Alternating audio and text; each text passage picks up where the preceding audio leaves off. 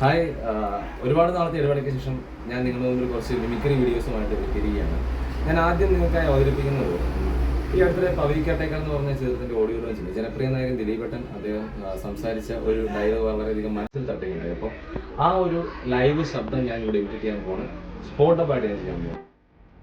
എൻ്റെ ഇപ്പോഴത്തെ അവസ്ഥയൊക്കെ നിങ്ങൾക്ക് എല്ലാവർക്കും അറിയാം.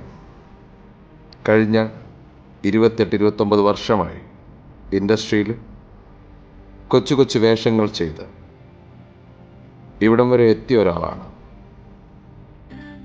ഈ സിനിമ എനിക്ക് എത്രത്തോളം ആവശ്യമാണെന്ന് നിങ്ങൾക്ക് എല്ലാവർക്കും അറിയാം.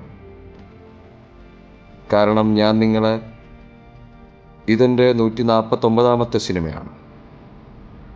ഇത്രയും കാലം ഞാൻ ഒരുപാട് ചിരിപ്പിച്ചു.